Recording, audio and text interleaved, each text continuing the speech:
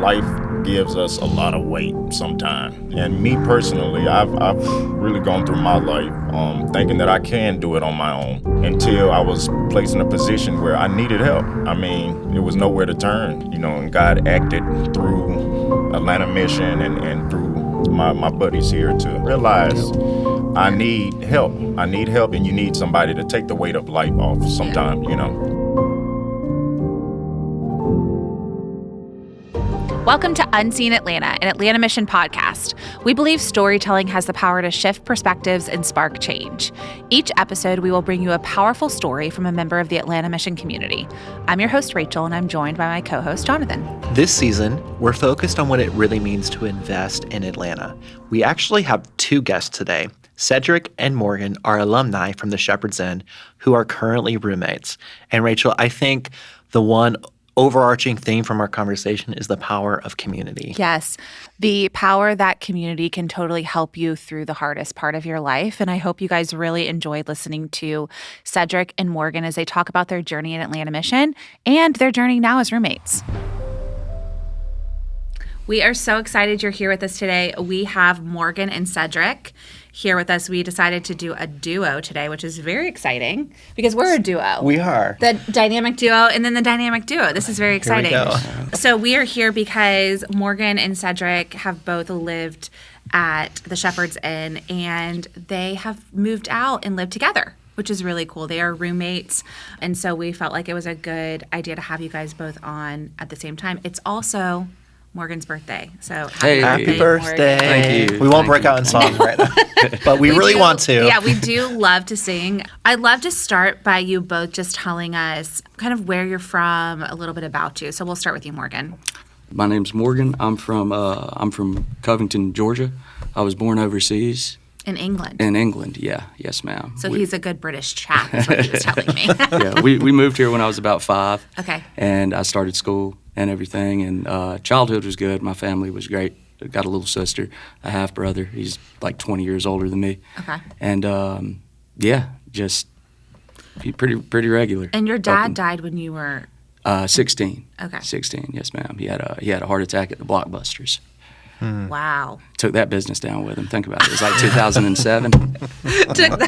Well, I mean, that's okay. So that was probably a pivotal time in your life. Yes, ma'am. Yes, ma'am. Yeah, I definitely started acting up and, it's kind of not caring and stuff. Kids. You're already a 16-year-old boy. Right. And then, so it kind of made me,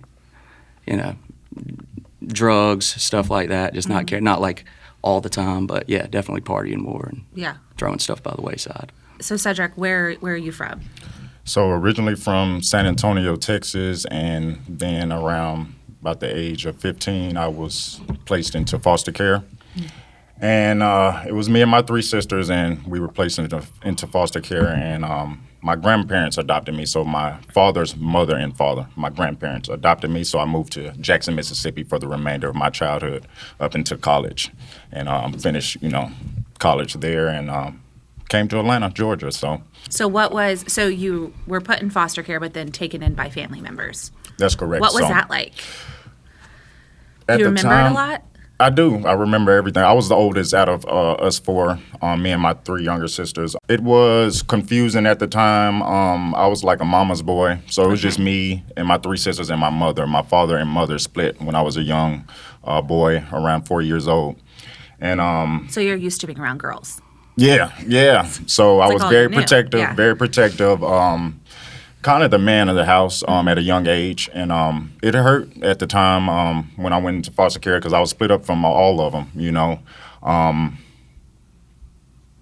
So your grandparents, your grandparents took you, and then your sisters went into another. They were adopted by another woman.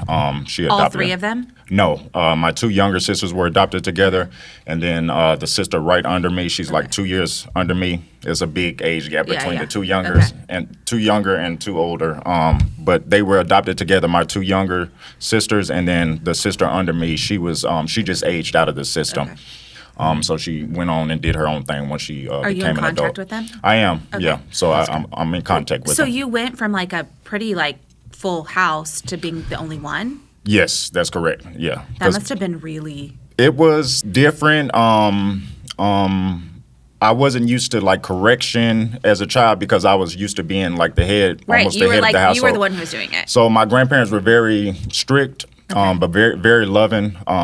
My grandmother, she taught me a lot of things that I wasn't used to learning as a child. I'm grateful for the experience because I learned a lot of things. She really molded me into who I am today. So it was different. So I got a taste of both sides as being a child. So I'm curious. Tell me what happened in your life that brought you to the Shepherd's Inn. Sort of give us an overview of that. absolutely. The year of 2023, April 28th, to be specific, I admitted myself into rehab. The reason being, I struggled with alcohol for about 11 years total, and then one day I said, you know what, I'm gonna get help, and I admitted to myself and took accountability for myself, and I went to rehab, and I was down there about 4 months total. I came back to Atlanta. I could have stayed down. I was in Florida at the time. I could have stayed down there, but something told me to come back.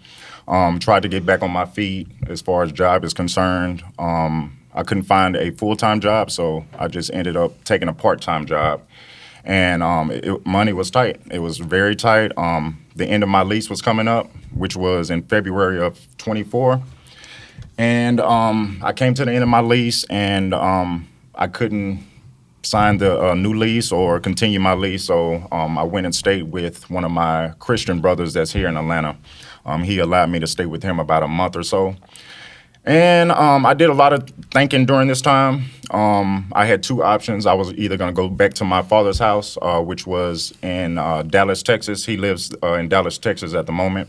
Or I'm going to stick it out here and figure it out. I'm going to find help, and I chose the second option. And I looked up shelters in Atlanta, came across a faith-based organization, Atlanta Mission, and I admitted myself, not admitted, but I came to Atlanta Mission. Yeah. I'm thinking of the rehab Was thing. it the first time you'd ever been in a shelter?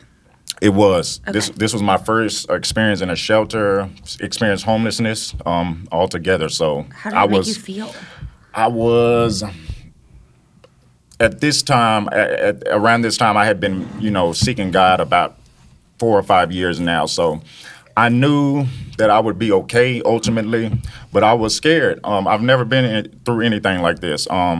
Fear had really set in, and I really had to get myself together through prayer, because if not, it would have probably went into another direction. I would have been maybe on the side of a bridge somewhere. But I really had to get it together in prayer, and but I was just scared. I didn't know what to expect. But soon as I came through the gates of Atlanta Mission, it's just like everything just vanished. Whoosh. Really? Yes, everything. Wow. Yeah, everything. So Do you remember who was the first person you met? Morgan. Really? Wow.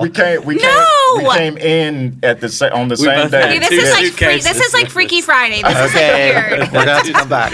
And we didn't meet on the first day, but I remember seeing Morgan when we came through the gates. But Morgan was the first person I met. Yeah, and it's just Wow. like an unspoken connection you get with certain people. Yeah. You can't explain it, and we just hit it off, and we've been, we're still here today. Yeah, Still- so Wow. Okay, so you guys came in on the see day. That's correct. So let's come back to that. Yeah, but put a pin we'll in put that a pin day. in that.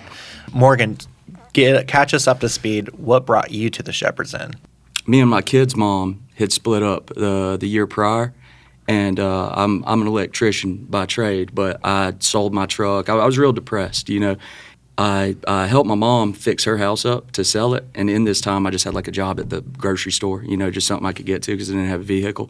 Well, I saved up some money, got a car, and then I just was Ubering for a while. I got one of these like efficiency rooms, just trying to figure it out. I was there for a couple of months, and then my car got totaled, and I was just defeated. I sat there. I had I probably had like $3,000-$4,000, and I knew I needed to do something, but I was just sitting in the hotel room. I would go down at the end of the week, pay him for another week. This went on for a while. I kind of lost, the homeless thing is different. I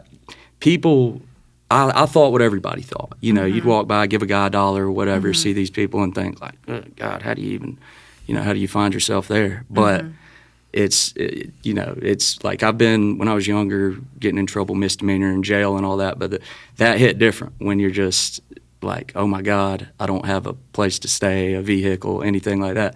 I just kind of lost all motivation to do it. I same as him, I went to a library one day, like managed to get myself down the street to the library, and I looked up, Christian organizations that might do anything about it. Well, I was outside for like 2 or 3 days, like proper, like guys on the street thing, and I was just kind of go to sleep, wake up, and I went to Atlanta Mission because I was like, I needed a shower, and I was just I was at the point where I was like, I might just go jump off a bridge or something. Well, it sounds like your mental state had gotten deteriorated. Like, Is I that just didn't have something any that you hope, had struggled with all your life? No.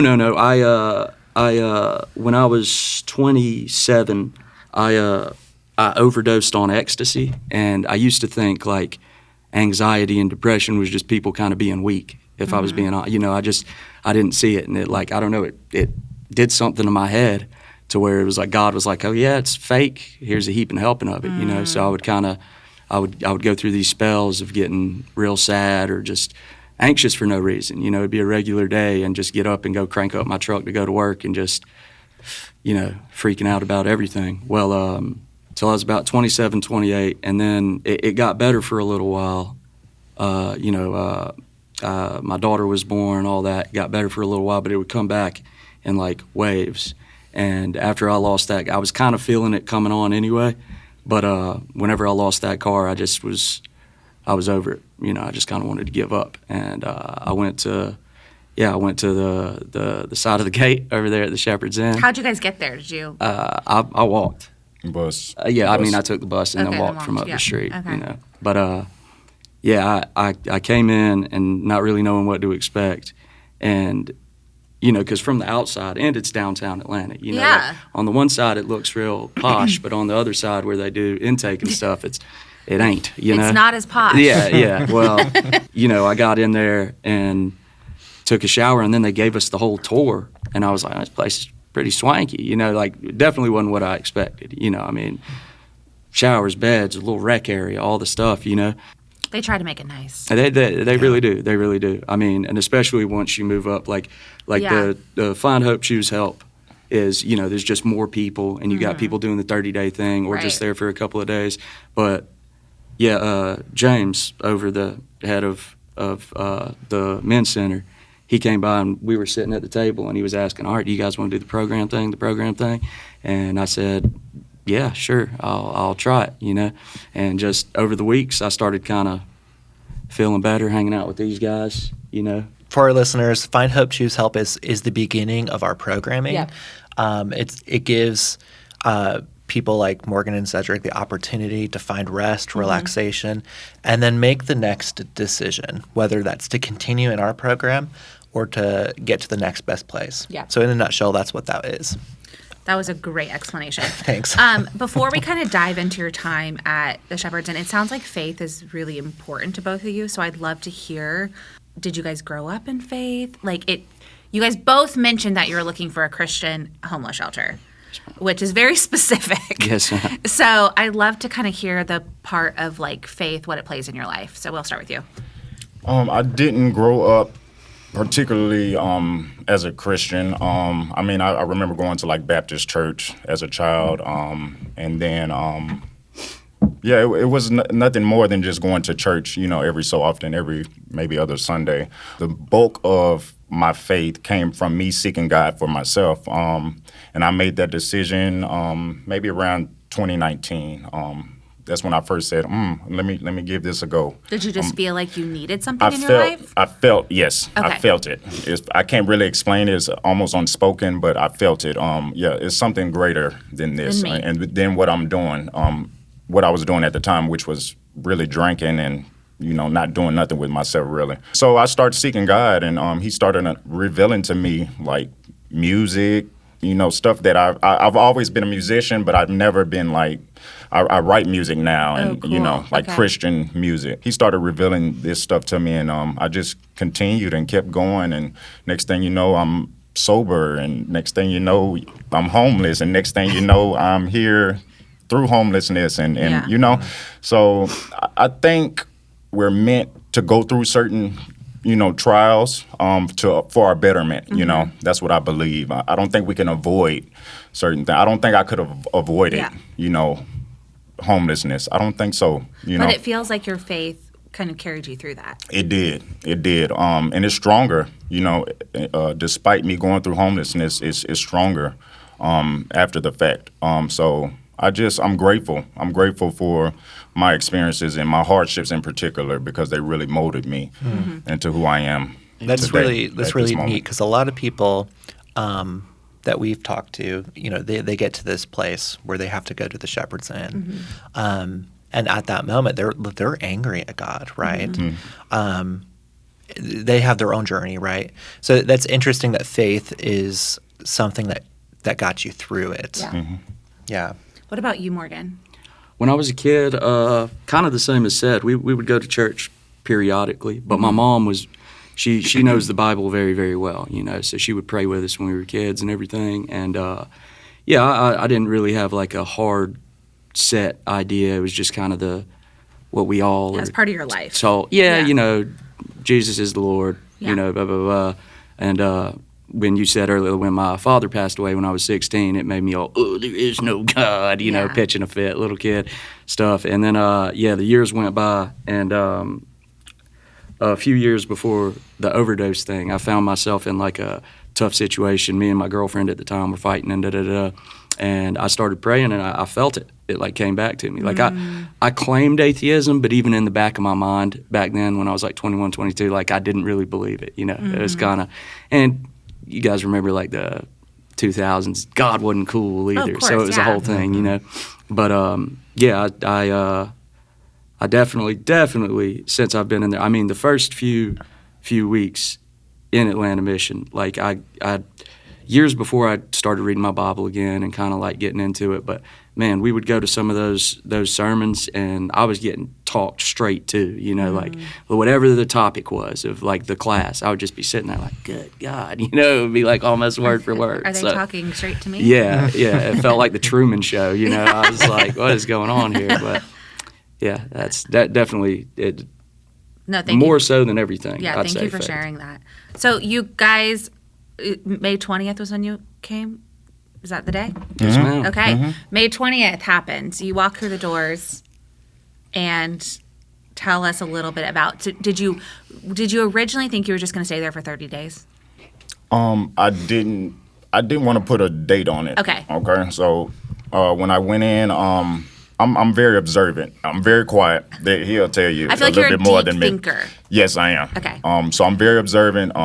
So really, the first 30 days, I'm just observing everything. I'm standing back, watching everything, and I didn't want to put a date on it. So I said I would give it 100%. I knew I would do that. I'm gonna put my all into this and learn what I can while I'm here, but I didn't know like the process in which being at Atlanta Mission, you know, entailed. And then once the 30-day came and I found out I can stay longer and go through the program, I was like, yeah, I'm gonna do it. So I didn't want to shortcut it and leave early without getting the full, you know, process of why I was there. So And at that point, are you like, you're connected to your advocate, you're connected, like you now have a team that is Right. looking out for you. Right. You had already gone through recovery, so you had already done some of the work. right. But A lot did of you? work. Yeah, a lot of work. Did you feel like there was still more work to do? Yes. Particularly me being like a little too relaxed and comfortable. Okay. Which I believe had some of why I was there, you know, just not aggressive enough where I need to be, and just a little procrastination in my life in the areas I shouldn't be procrastinating in, you know. So I just wanted to work on just coming out of my shell a little bit more. So you went through the 30 days, and then you decided to stay longer and go through and make progress. Yes. So for you, were you just thinking 30 days? I didn't know if I'd be there 30 minutes, really. Okay. You know? But no. Like I said, I was just kind of numbed out when I got in there. Yeah. I just didn't care about anything, you know. So yeah, after about 4, 5, 6, 7 days, they started talking. I said, you know what? might as well give it a shot. What's the worst can happen? And then especially like 30 days in, I was like, okay, I'm gonna do this for sure. Gonna do it then, because whenever we moved to like Make Progress, Miss Anandra and them, they're all great, and they're doing the classes and stuff. But it's also you had enough time to, it's a certain portion of the day, and then you're free to socialize, leave, do what you want to do. I think that was really what sold me on it too. That it wasn't like some, like it wasn't some jail. It wasn't some boot Yeah, camp. yeah, It wasn't yeah. jail. Right. It was you can do whatever you Yeah. like. And I think the combination of the the help from counseling or classes, but also just like making buddies and stuff, and kind of taking a minute to, because years of you work, and you never really sit back and say, okay, what am I doing? What is this? What's the goal here? I think that's a piece we don't think about a lot, is like people who are going through our program, like you're on this rat race. I mean, we all are. Yeah. Like, so we may not be homeless, but we're still in this like constant cycle, and it's you really don't get that time to like in your adulthood to like stop and work on yourself or Exactly. work through trauma, think through things. And so it is like it is a really amazing thing if you can do it. Yep. Obviously you don't want to be in these circumstances, but it kind of gives you this portion of time that you would have never gotten before. Absolutely. And like you find out the homeless thing, that line is razor thin. Razor thin. Anybody, I would say that anybody, like, as much as you think it wouldn't happen to you, I promise I thought it more. You know what I mean? Like, I guarantee you I thought it more than the average bear going around like, oh, I got this and that. I mean, a couple of things can befall you, and, there you are. So you're absolutely right, being able to, like, take an inventory of what's going on, Real quick, I just want to jump in again for our listeners. You mentioned Make Progress, so we're just going to go through the Sorry, whole I'm program. inside No, baseball. he's our No, I'm really just infomercial. So There you we can go. hack the camera really quick. So we talked about Find Hope, Choose Help, the beginning portion. After you decide to continue with us, you enter Make Progress, which both of you did. And Make Progress is really where the real work begins, right? Yes, sir. It's our program. It's where we start to address the root causes of homelessness, poverty, and addiction. It could be mental health, addiction, trauma. We start to unpack all these things. And so our program is really designed to address those root causes so that when you leave, like you guys have left, you never have to come back, right? Amen. We never want to see you again unless you're on the podcast. Yeah. Right. Morgan, you mentioned, when you got there, you're really numbed out. Like you were in a much different like mental state than Cedric was when he started. Absolutely. What happened in the program? What was the thing that like shifted your perspective and it was like, hey, there's hope? Yeah. What was that like? Well, I will say, and not to sound corny or whatever, but God overall, for sure, praying about it and actually like feeling it again and stuff like that. But I'd say, good things take time, great things happen all at once. Like I was sitting there one day and we're out at the table and I was like, and I still smoked cigarettes at the time and I'm like chain smoking cigarettes and I was like, I don't know, I got angry in a good way. We did one of the classes, and like I said, it was like they were talking straight to me, and I was like, what am I going to do, quit? I was like, I've been through a whole lot to just stop now, and kind of got the fire back, so to speak. And that took, that's all of us every day, I think, just having to stay on the grind. I don't know. It's I'm not giving you a good straight answer here, but No, you are. something No, like that. that's- It's hard to a tangible thing. No, to I think describe, that's what hope is, so intangible and so tangible at the same time. Yep. And so that's what's so hard about talking about it. Okay, so community. Yes, You ma'am. guys came in together. But this is not something so one of the hearts of Atlanta Mission is that we're a community united to end homelessness. That's kind of like our broad, the broad thing that we want. But at the end of the day, it's really important for our clients. We realize that the reason they've come to us is because they've kind of exhausted their community. They don't have anybody left that they can really engage with. And so that's a really important piece of the puzzle we think it's the most important piece of the puzzle, is that you can't do life alone. Amen. But that doesn't always happen necessarily in the four walls of our shelters. But it seemed to have happened for you too. So can you talk a little bit about community? And you guys were obviously open to it. Yeah. Yeah, absolutely. I was just going to say that, like, you know, my kid was born during COVID. So if you guys have children, you know, like your social bubble kind of goes away anyway. So it was like double that. And I used to have a bunch of friends and stuff, but like, I got bitter and just didn't, you know, I wasn't making the effort to reach out, and just kind of woke up and, oh, where is everybody? And I'll say, like, to the community point, me and Ced and our other buddy were talking about it, that, like, if you're in there now, or if you're hearing this now and you're like, I got this, that attitude might be what got you here. You know, like, you do need to be able to ask for help and make friends and stuff like that. How did you guys become friends? We were on the courtyard one day, and Morgan is a very social person. I can tell. I'm like the total opposite. You guys don't seem like people who would normally like. Yes, I'm the total opposite. Like, I'm quiet, I'm reserved, I'm in my room if I can be all day. Nah, he gets to know you. It's a different Right, story. I'm sure, but it just seems like you're the social butterfly. Yeah, he is. He came and sparked up a conversation. I'm like, who is this guy? I said, and I'm gonna start talking to him, and I was like, I can hang with this guy. Yeah, Okay. he's. I mean, Morgan has a personality that you've been knowing him for years. Yeah.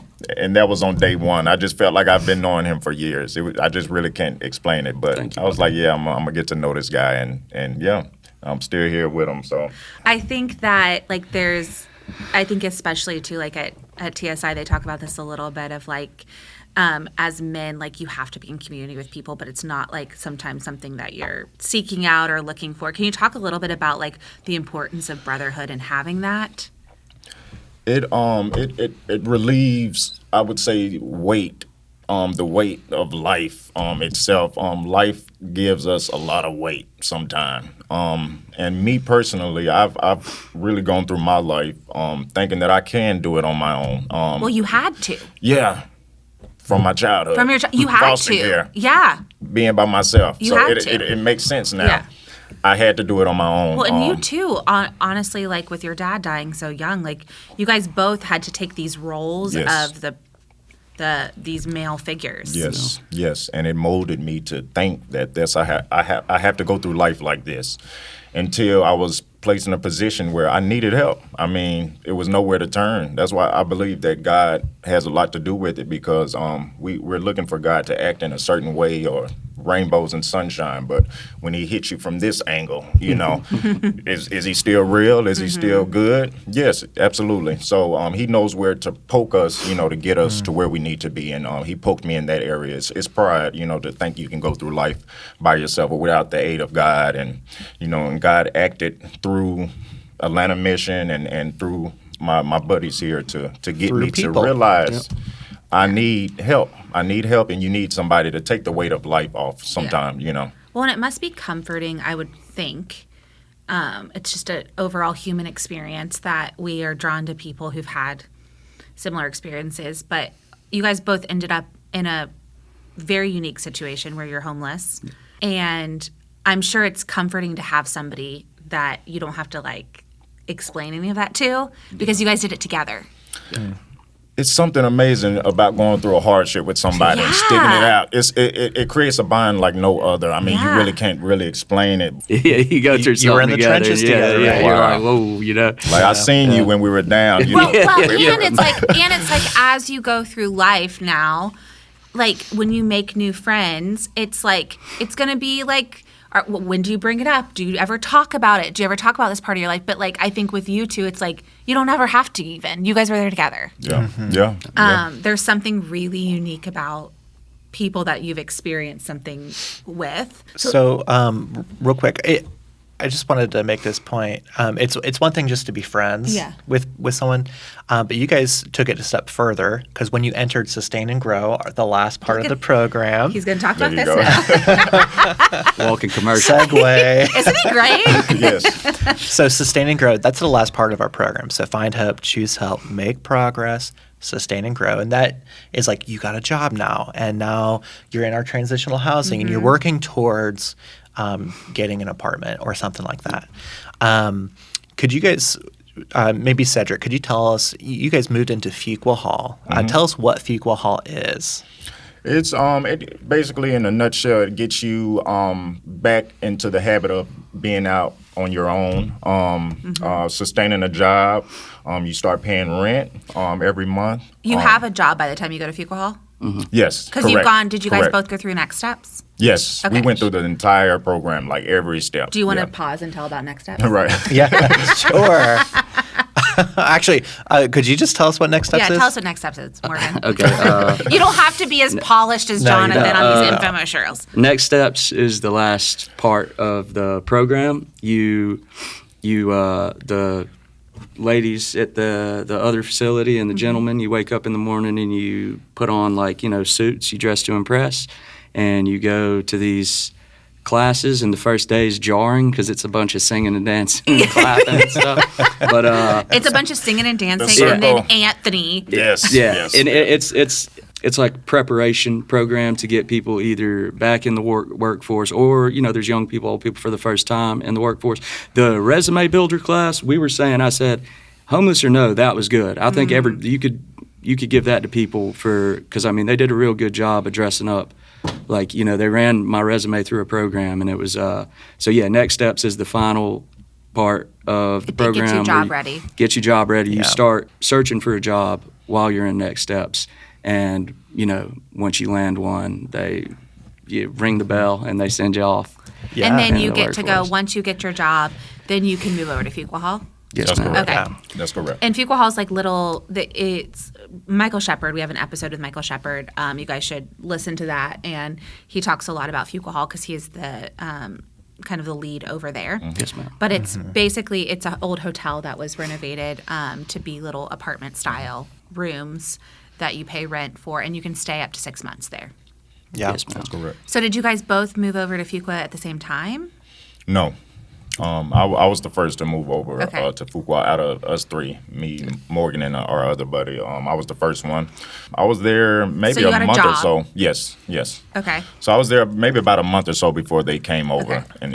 and started working. So Yeah, they at the end of Next Steps, they tell you, all right, now people are going to go to work before you possibly, and don't let it get you down. And I started looking, like I said, I'm an electrician, so I started looking for work in my field again. I said, oh, it won't get me down. By the third week, sitting over there, Oh, and I'm everybody's going to sure. work, Oh, I'm my sitting there like, goodness. what, did I imagine I can do stuff? Yeah, And yeah. then finally, got an offer letter and everything, and it was, so it said beat us by maybe a month and a week or two. Okay, so you guys move over to Fuqua Hall.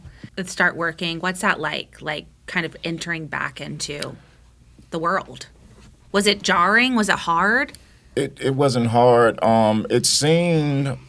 To me, it seemed like my first job that I ever had. I know that's crazy to say. Yeah. Because I was a new person, almost. That entire experience as a whole just shifted me into a new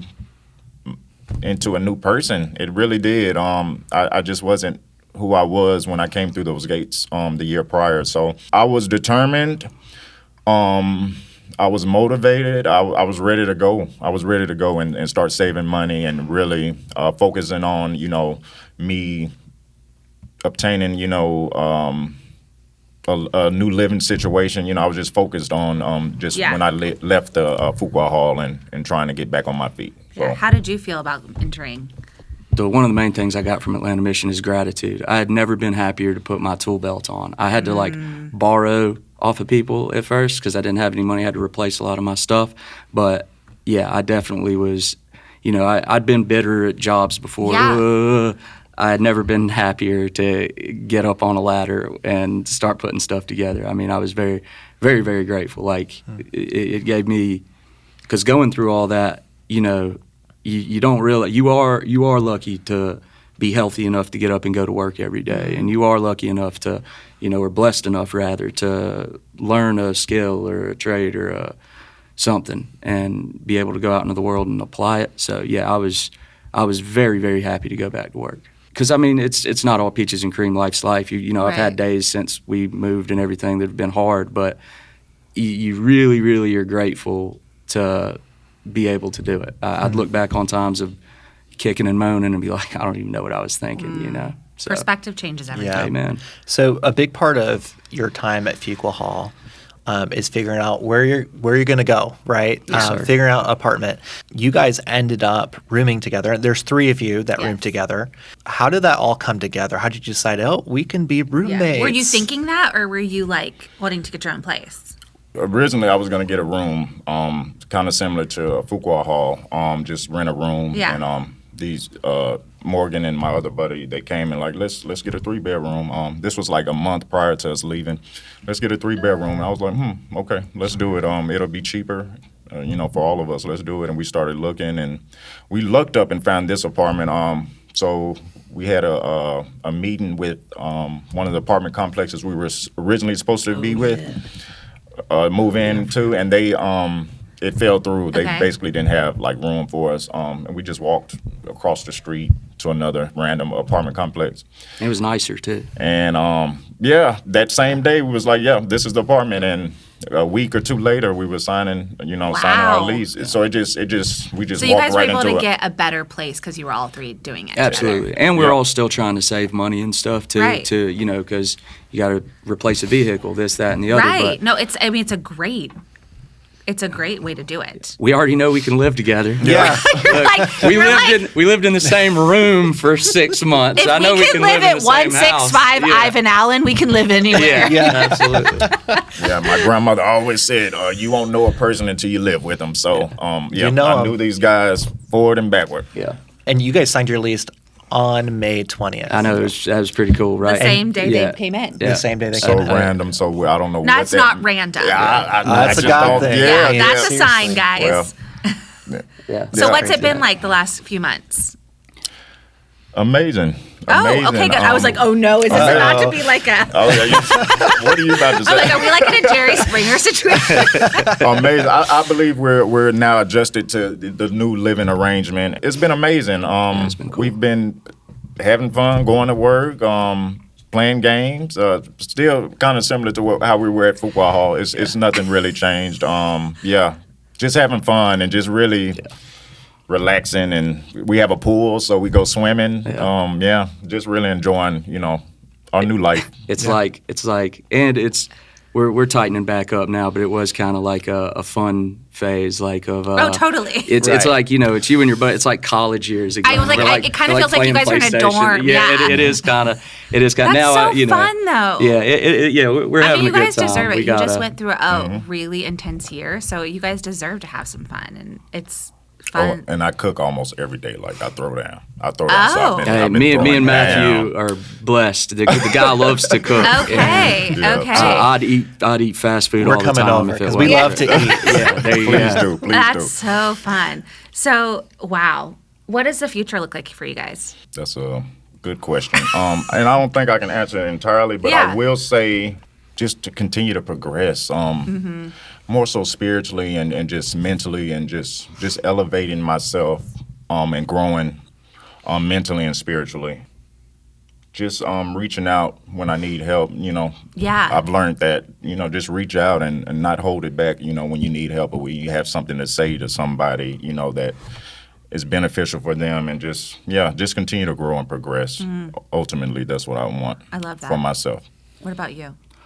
Same sort of thing. I mean, definitely. The whole reason I did all of this is to, get my relationship with my daughter back right.